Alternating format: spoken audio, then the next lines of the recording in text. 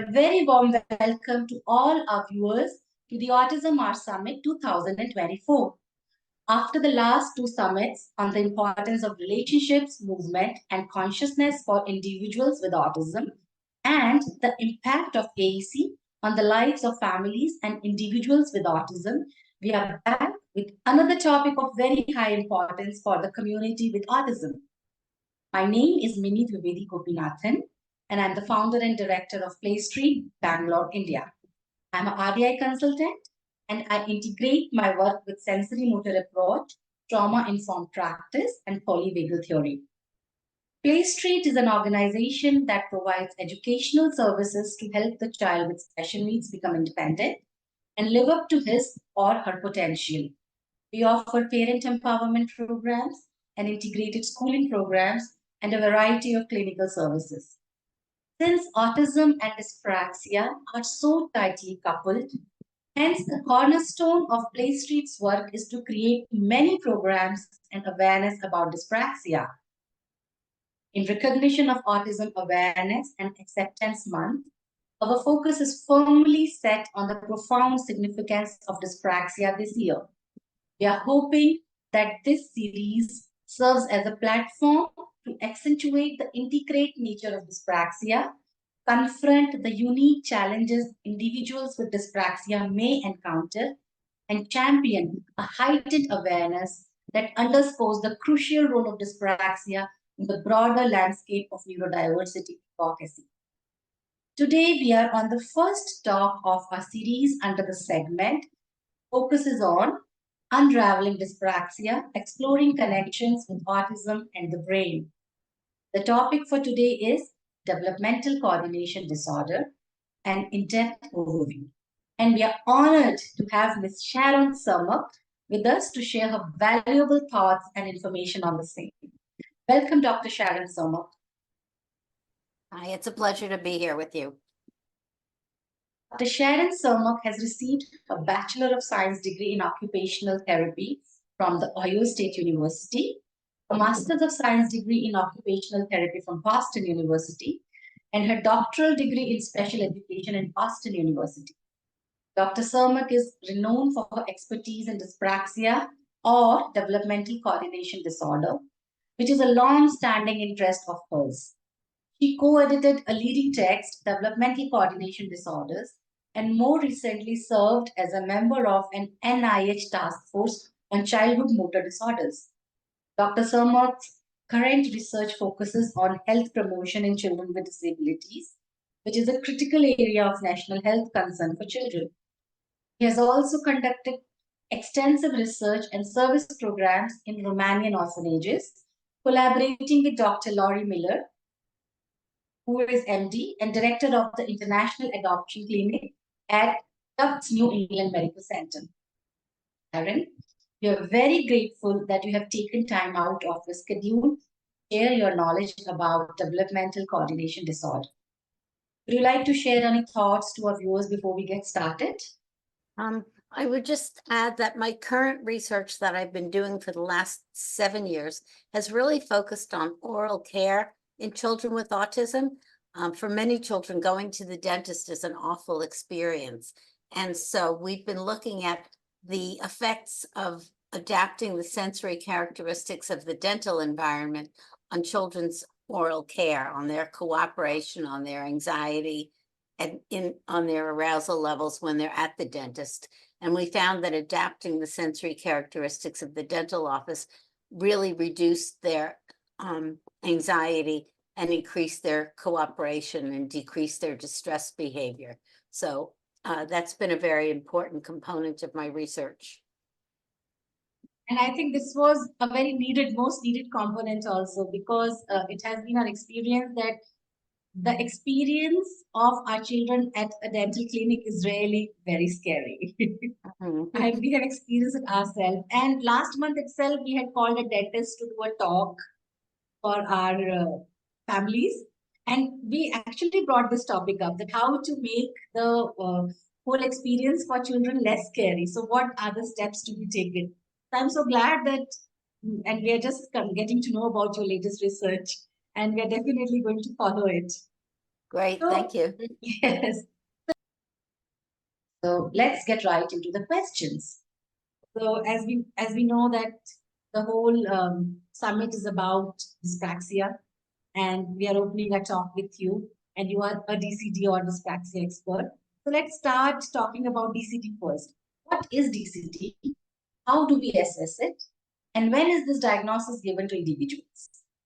Is DCD and dyspraxia being different names for the same difficulties? DCD is a coordination disorder that is seen in children. And in children, there are 4 or 5 criteria for which a child will get a diagnosis of DCD or developmental coordination disorder.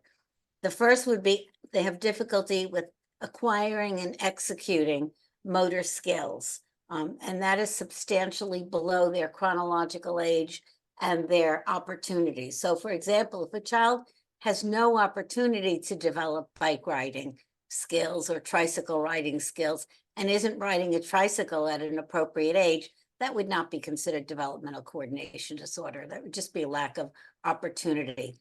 On the other hand, if a child has an intellectual disability, they will tend to have motor delays, but if their motor delays are substantially below what would be expected for a child of their cognitive ability, then they may meet criteria for developmental coordination disorder. So you need to take into account the child's age and their opportunity when you're making a diagnosis.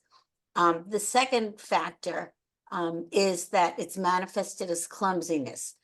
So children have slow and inaccurate performance of motor skills, and it significantly interferes with their activities of daily living and impacts academic achievement, school achievement, productivity, pre-vocational skills, vocational or work skills, and leisure and play. So it has an impact on their function. In order to get a diagnosis of DCD, it's not just, well, the kid's not so great at sports. It has to really impact what they're doing. The next criteria is that the onset is in the developmental period. So it happens it starts when children are young. It doesn't start at age 15 or something. And it is not explained by intellectual disability. It's not explained by visual impairment or by neurological conditions such as cerebral palsy. It's not explained by muscular dystrophy. So if children have coordination problems because they have cerebral palsy, they would not get a diagnosis of developmental coordination disorder, because part of cerebral palsy is impairment in motor skills and motor performance.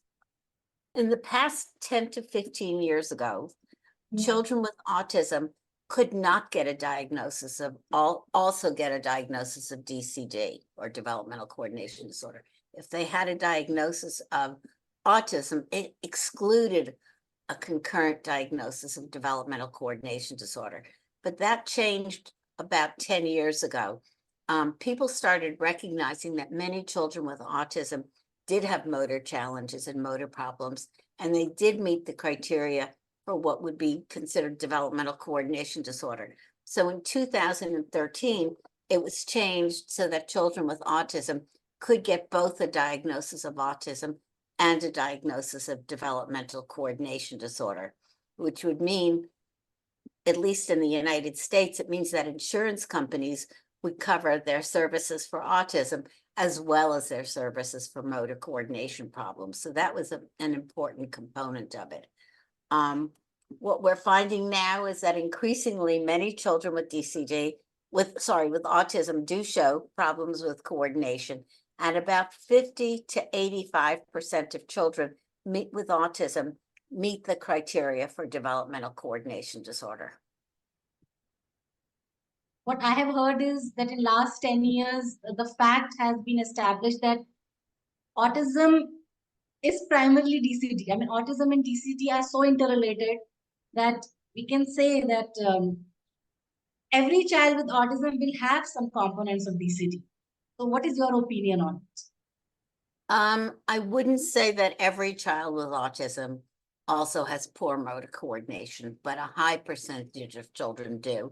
Just like it's actually also a high percentage of children with ADHD also have developmental coordination disorder. It's a higher percentage of children with autism, but it's a problem for many different groups.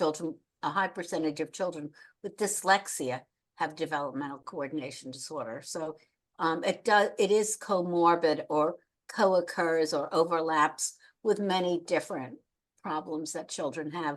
But motor coordination is not part of the diagnostic criteria for autism. So is DCD and dyspraxia being the different names for the same difficulties? It's just a different name for a diagnosis? Or if there is some difference in the criteria of diagnosis?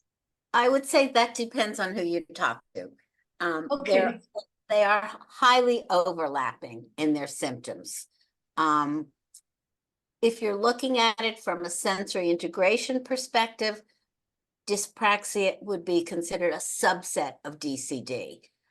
It would, because children's dyspraxia or motor planning impairments would be based on sensory integration problems or discrimination in somatosensory, tactile, vestibular, proprioceptive, visual processing. So it kind of talks about why children are having motor problems. They're having motor problems or dyspraxia because they have motor planning problems. With developmental coordination disorder, it does not talk at all about why a child has motor problems. So a child may have motor problems for some other reason, mild motor problems for some other reason, than a child who might be diagnosed with dyspraxia. But they are highly overlapping. I think we learn a lot from looking at the literature on developmental coordination disorder when we're thinking about autism. For example, most of what we know about the brain and its relationship to dyspraxia comes from studies of children with DCD, not specifically children with dyspraxia. Okay. So now when you have mentioned brain, so my next question is going to be about it. What is happening in the brain that makes some people experience dyspraxia, and how does it affect the way they move and coordinate? How is the coordination in children with DCD is different from typically wired individuals? In, I would say 1984, so we're going back, what, 84, 94, 2004, 2014, 35 years ago, one of the leaders in dyspraxia was named Dr. Sasson Goubet, and he was a neurologist. He was a pediatric neurologist in Australia, and he really was one of the experts. At that time, we did not have any of the sophisticated brain equipment that we do now. So we didn't have MRIs, we didn't have magnetic resonance imaging, we didn't have really good ways to study what was happening in the brain. And he said that children with dyspraxia did not have, or clumsy children, did not have specific areas of brain dysfunction.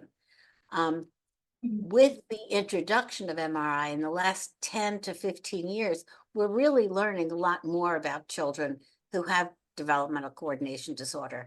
And people are finding not so much that it's a brain lesion, there's not an area in the brain that's not working, but it's really connections between areas in the brain that are more challenging for children. So connections between, as an example, the cerebellum, which is important for balance, it's important for eye tracking, it's important for a number of different reasons. The cerebellum and some of its connections are challenged in children who have DCD.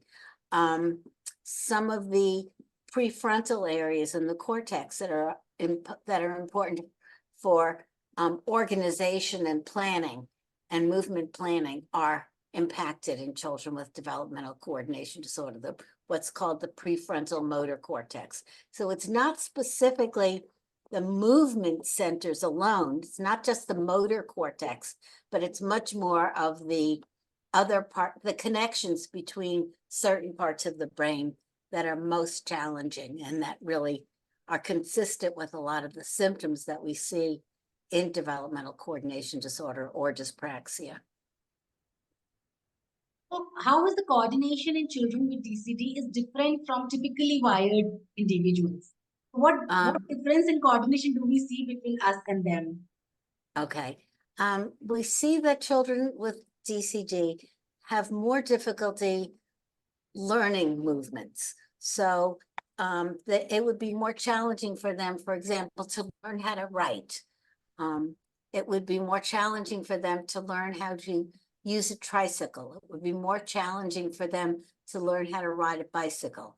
As they get older, it becomes more challenging for things like learning how to put on a tie and tie a tie, or put on makeup, or some of those, drive a car.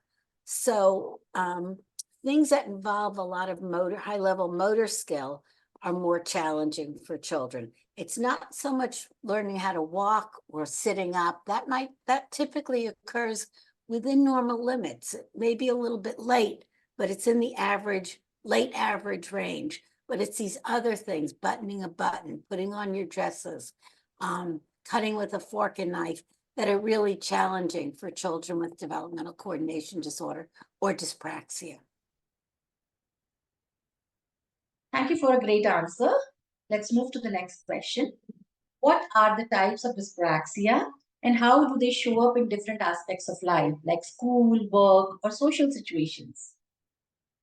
Some children have more difficulty with gross motor skills, large motor skills, and about 30% of kids have more difficulty, relatively more difficulty with gross motor. About 30% have relatively more difficulty with fine motor, handwriting, things that involve your small muscles. And about 30% of children with dyspraxia have challenges in both fine motor and gross motor skills. So that is one difference that is looked at. People have also looked at whether the challenges in processing relate more to tactile or to vestibular or to proprioceptive. So looking at the different sensory systems that are involved that contribute to the motor challenges that children have. You already mentioned it, that dyspraxia or DCD is not clumsiness. So if we can talk a little bit more about it, can you clarify the difference between dyspraxia and clumsiness? Are they often confused? And if so, why? Okay. There are differences between clumsiness and dyspraxia. I would say that clumsiness is a big picture. It just says a child has difficulty with motor and looks awkward, performs awkwardly. DCD is more specific. It says that this difficulty must occur in the early developmental years. It must occur, it occurs given that the child has had adequate opportunity, because clumsiness doesn't take into account whether the child's had opportunity. Clumsiness doesn't take into account whether the clumsiness specifically affects the child's fine and gross motor skills or the child's academic performance, whereas the term DCD or developmental coordination disorder does. You can also look at it according to a timeline and what terms were used over different times. So I would say it started maybe in 1920 talking about this population, and Osiretsky from the OTs would know this, the Lincoln-Osiretsky test or the Bruining-Osiretsky test, an way earlier version of that, in 1920, referred to these children as maladroit. And some of the early literature also talked about them being motor morons. So the early literature was not very flattering. In the 1960s and 1970s, the term developmental dyspraxia or developmental agnosia came into play. And it was based on an attempt to get away from the term the clumsy child And so in 1994, and this is maybe a little more history than you want, but in 1994, there was a group of researchers from a number of different countries, from a number of different disciplines, who were all interested in studying the child with developmental coordination disorder. But everybody was calling them a different name. Some of them were calling them clumsy. Some of them were calling them dyspraxic. Some of them were calling them motor impaired. So there were lots and lots of different names. And the group said, we don't really like the term clumsy. Let's come up with another name that we all like. And after 3 days of meeting with about 80 people, we couldn't, I was there too, we couldn't come up with a good name. So people said, well, let's use the term developmental coordination disorder. For all of the research that we do, let's at least include that term.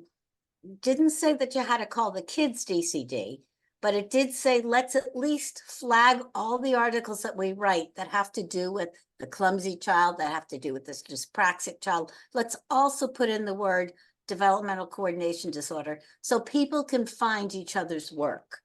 And so that's where the term DCD really started to become much more popular. And so people at least flag their work now with the terms developmental coordination disorder. So if I want to find research about dyspraxia, I can put in DCD, and I'll also get information about dyspraxia and DCD, and I can get all that information. I don't know if I answered your question. In this summit, we are using DCD and dyspraxia interchangeably.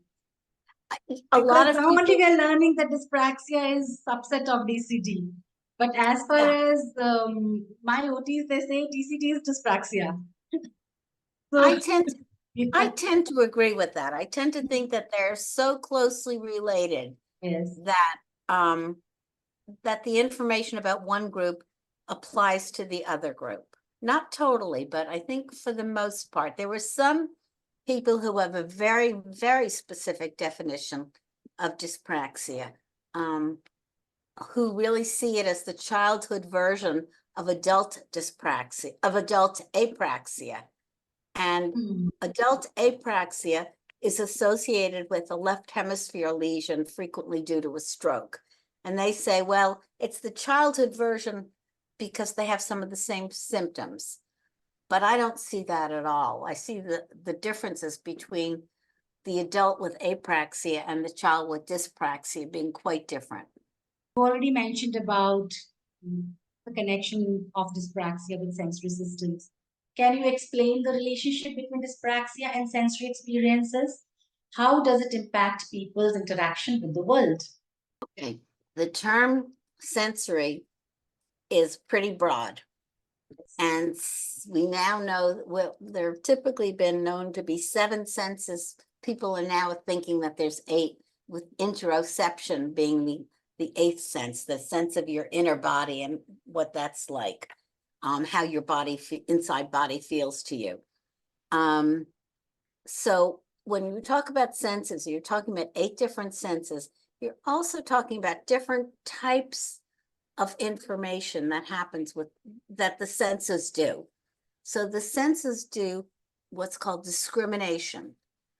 If I give you, let's say, this and this without looking, and I say to you, find the scissors, can you do that by feeling it? And you can. You're using your tactile and maybe your proprioceptive sense a little bit to do that. So that would be an example of what's called discrimination. If I show you a B and a D and ask you, are they the same or not the same? That would be an example of visual discrimination. And if I tell you 2 words and I ask you if they're the same or different, bad and pad, and you can tell me they're different, they're not the same, that's auditory discrimination. So discrimination is really giving meaning to what you're seeing, feeling, touching. The other type of discrimination, the other type of sensory is called modulation. And that is being able to modulate your senses, the information you get from your senses. So for most people, if you're touched on the back, you're walking down a corridor in school and you're touched on the back, what are you going to do? Turn to see who's there. Exactly. You're going to turn around to see who's there. Children who have modulation disorders might interpret that touch as painful, anxiety producing, fearful, and they may reach out and hit the person who touched them. Now, that would be a normal reaction if you're walking down a dark hall or dark alleyway in the middle of Los Angeles. Probably some Indian suburbs in India too. That would be a very normal reaction, but it's not a normal reaction in a safe environment. So being able to regulate the degree of your response and interpret the intensity of the stimulus really relates to a modulation problem. Children with autism have a high percentage, a very high percentage of modulation problems. Children with dyspraxia have a high percentage of discrimination problems. Now, what does that mean for the child who has both autism and dyspraxia? Well, it's very likely that they have both of those types of problems. They have discrimination and modulation. Now, how do those two different things affect people differently? Discrimination is important for the development of body awareness, or what's called body scheme. So being able to know about your body, learn about how big it is, how to use it in the environment to interact with things is very closely related to your tactile sense, to your vestibular sense, to your proprioceptive sense, to your visual sense. Those things really contribute from a discrimination perspective to the development of a body scheme or body awareness, which is very important for the development of motor planning or dyspraxia, or praxis rather. And so a child who has poor tactile discrimination very likely will have difficulty with motor planning for learning new motor skills, for participating in different motor activities. A child who has modulation problems will have more difficulty regulating the intensity of their response, interpreting the meaning of stimuli, how strong is it, what was the intent. So a child who might be sitting in a circle in kindergarten and their neighbor who's sitting next to them accidentally brushes up against them and touches them, they might feel that as really painful or as really something that is danger, and they will react as though they are in a danger situation. So they react with what is called fight, flight, or fright response. So fight, they'll hit the kid. Fright, they'll just be scared and may scream or may yell or may cover their eyes and curl into a ball. And flight, they may get up and run away. So there's different types of reactions. With sensory modulation, it tends to be more of a fight, flight, fright response. In sensory discrimination, it tends to be more impacting motor skill. So being able to learn different motor skills or motor tasks. Great information. So actually, I've already explained it. The next question, I think you have already covered it. In case you have something to add to it, it would be valuable information for our viewers. How does dyspraxia vary from person to person? Are there any commonalities, or is it a unique experience for each individual? Okay. It is somewhat unique for each individual, but there are some commonalities in dyspraxia. You asked about different types, and we've talked already. I talked already about whether fine motor or gross motor is relatively more affected.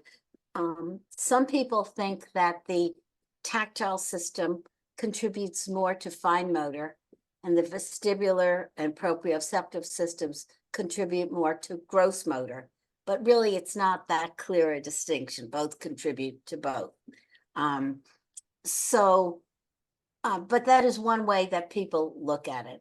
Children with dyspraxia have difficulty learning new motor skills, and they also have difficulty generalizing. So generalizing to similar motor skills. So for example, suppose I'm going, or a child in school is going from learning how to handwrite and print to cursive. For most kids, that transition, they take what they know from printing and they transfer it to cursive writing.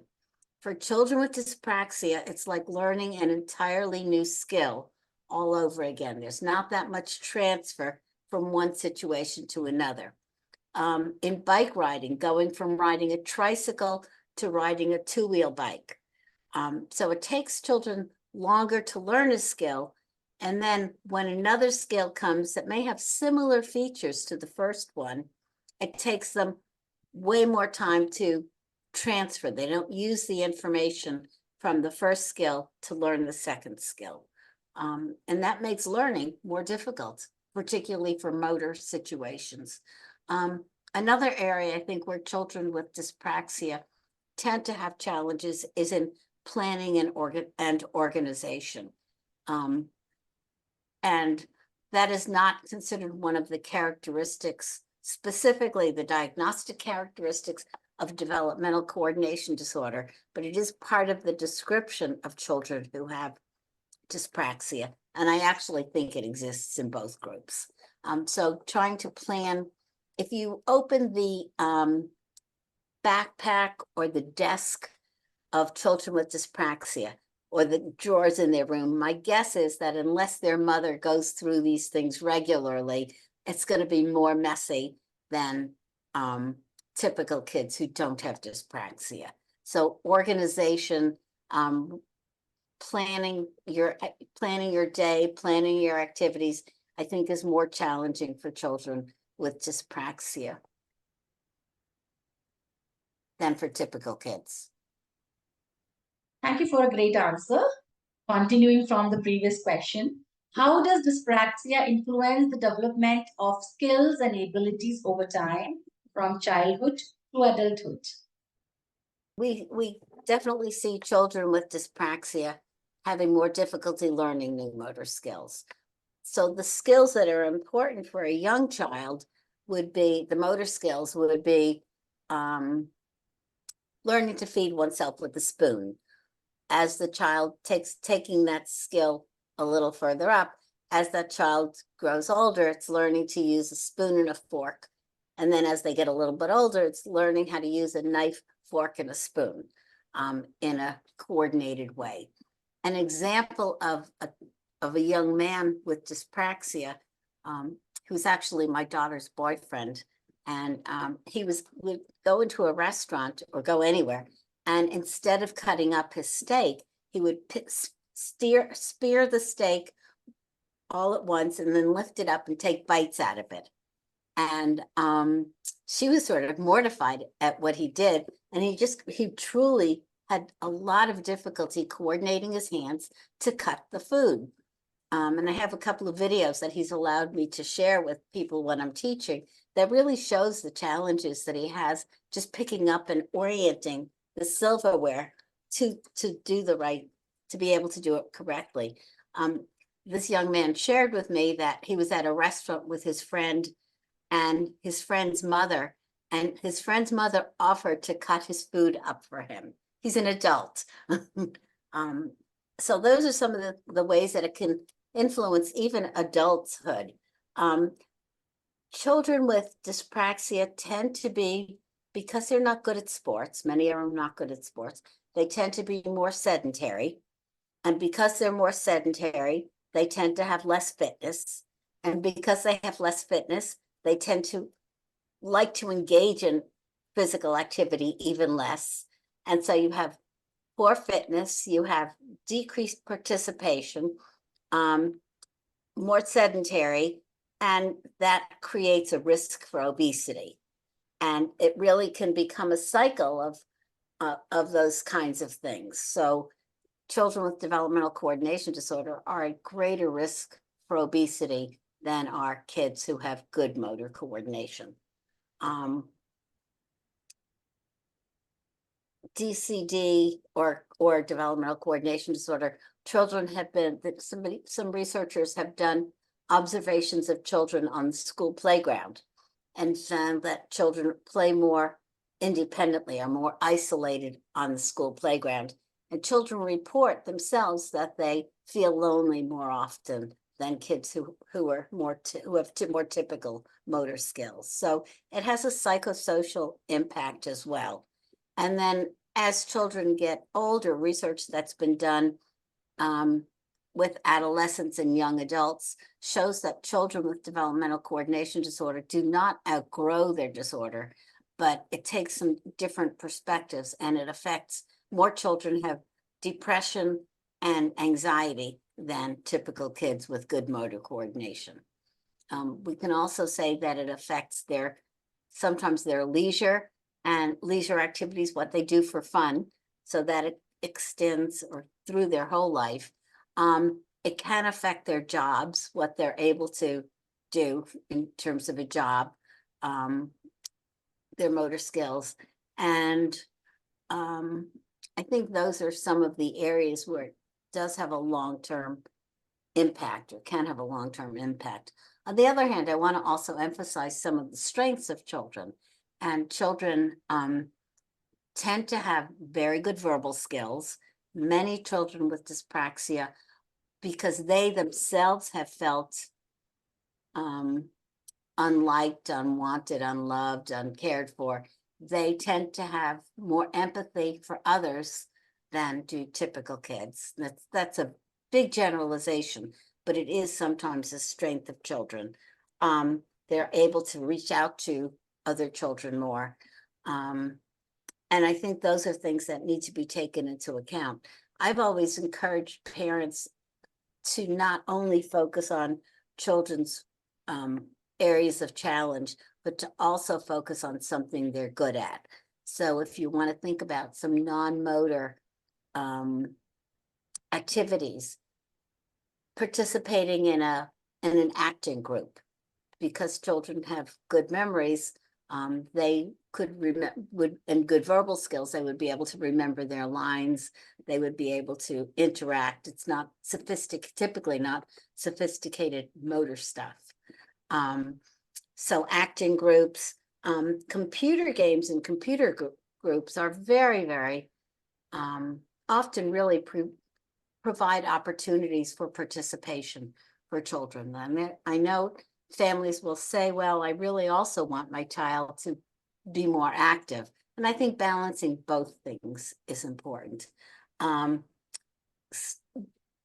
Collections of things like a stamp collection, that's something that can be done with other people as the child gets older. So it's a non-motor activity, but it's one there where kids can really show strength in it. So those are some of the things that I like to talk to parents about, is not just what can a child not do, but what can they also do, and how can you get them involved in things that they like or that they want to do. I worked with a young boy who's 8 years old. If I could interview him, and she said yes. And I said, I want to ask him what he thinks about his motor skills. And she goes, well, I don't really think he ever thinks about them. I think he just, he just isn't so good. And he kind of knows he's not so good. So I asked him, and he goes, I always wonder, I think about them all the time. I think about it all the time.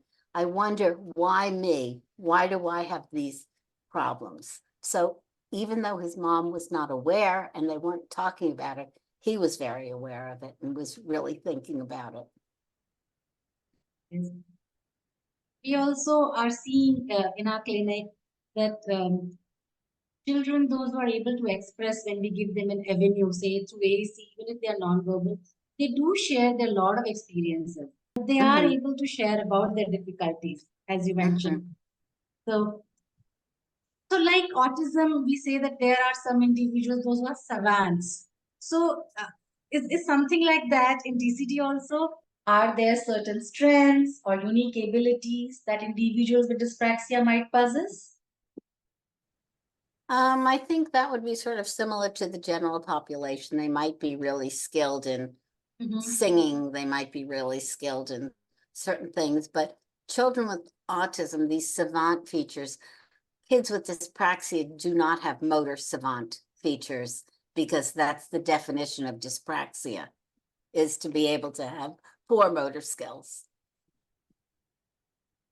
But they could be good at other things like painting or singing, as you said, cooking or Absolutely, absolutely. And children with dyspraxia can learn motor skills. So it's not like they can't learn them. They can learn them and they can become really good at it. It just takes them longer and their performance tends to be more variable than another child's motor skills would be. So it's longer, it's harder, but there are certainly some kids with dyspraxia who are very, very good at certain things. The guy who played in the Harry Potter movie, he's self-identified as having dyspraxia. Oh, okay. Okay. Good to know.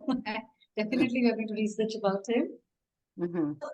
Let's also try to see if there are any specific challenges that individuals with dyspraxia might face that we might not be aware of. What is your experience on that? I think we're not as aware of sometimes children are not understood by their teachers. I think that's a very important component. Their teachers, because their performance is variable and they can sometimes maybe get it and sometimes not, the teachers may think that they're lazy, that they're unmotivated. They may tell them to try harder when in fact the child may already be trying harder. So I think that's one of the things that we're not as aware of. Another thing is that a research study was just done on children with DCD in Australia, and over 400 parents participated. And one of the things that they said is that that fatigue is an issue for their children. And I think that's something that we don't typically think about either. Their child comes home from school tired, more physically fatigued than other kids. And it's because they're probably putting more effort into what they're doing and what they have to do than our other children. So I think that's another thing that we often don't think about. The emotional impact of DCD, of having DCD, of being the last to be chosen for the team, the emotional impact of being lonely, of not being able to do the kinds of things that you might want to do. So I think those are some of the impacts. Let's move to the next question. It would be great if you can share some real life examples or stories that help us grasp what it's like to live with dyspraxia on a day-to-day basis. Living with an individual with dyspraxia. So do you have any stories to share for people to understand that how is it? How does it look like for caregivers, for parents? I think some children feel like things like they're the last to be chosen for the team. They would feel like they were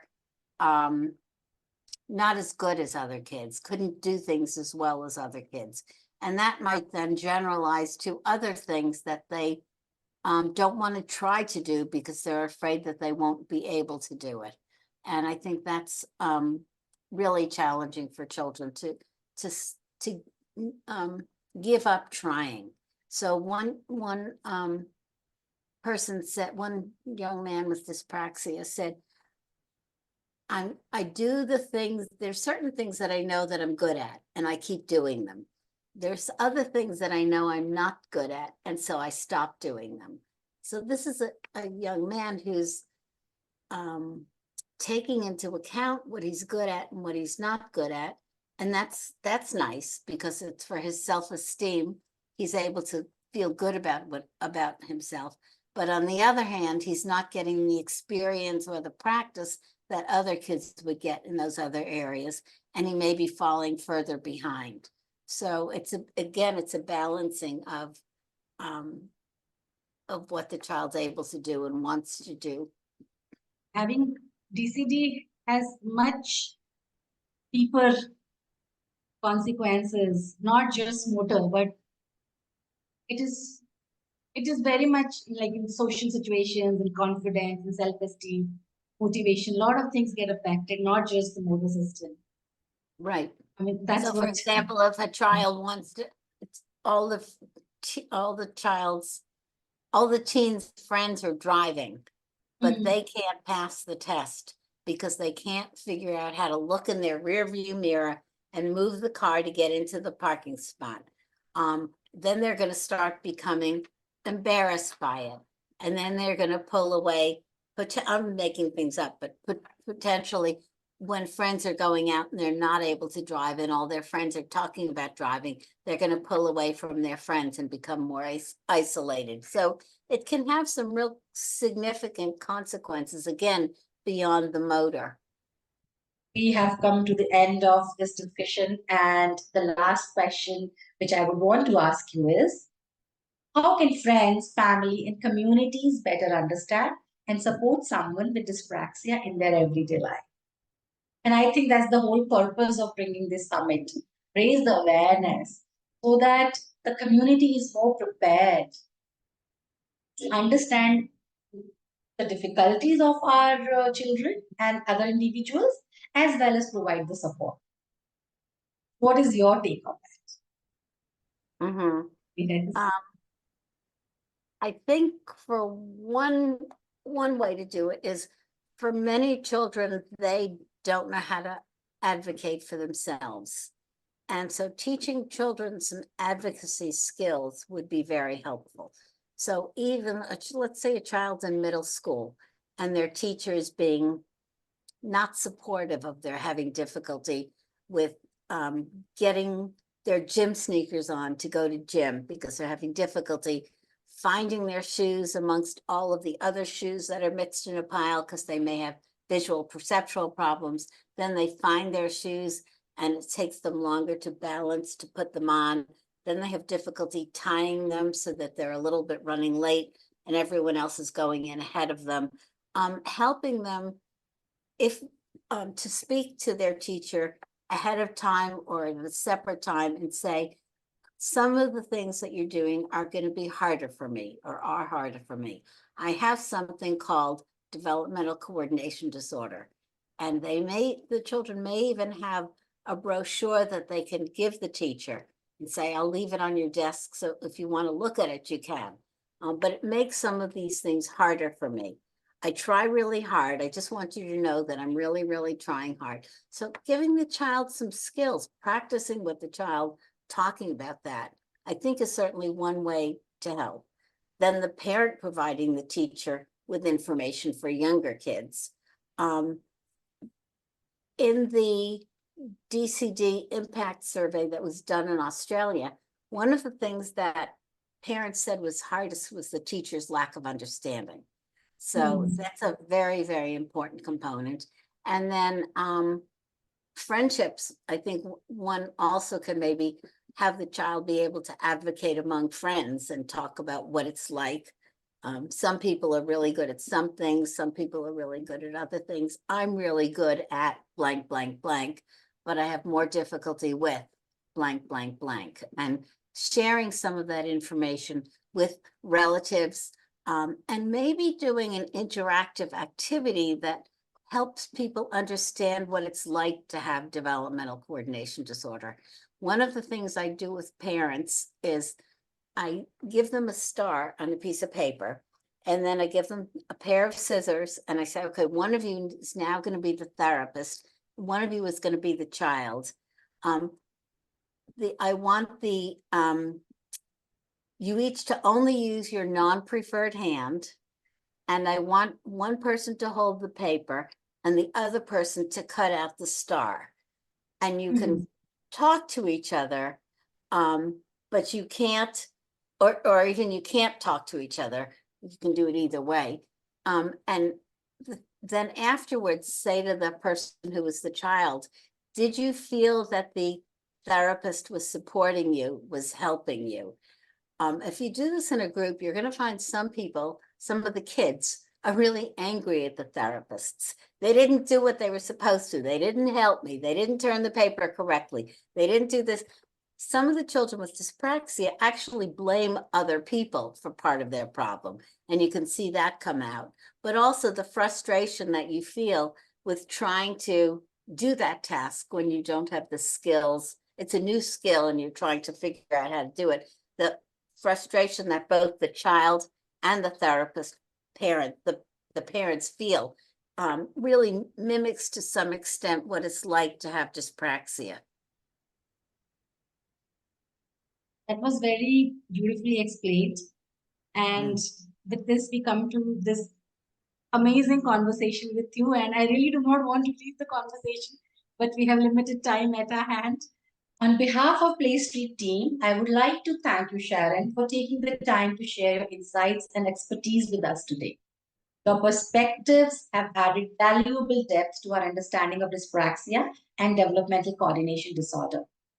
I would like to tell the viewers that Sharon has an Instagram page called @Sharon Cermak, and it has a lot of research. We advise all of you to follow it. There's another website called CanChild, CanChild,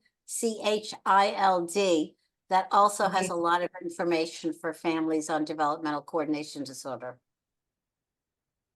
That is great information. CanChild, CanChild. So I would recommend all the parents to go through it and learn about how to help a child with DCD.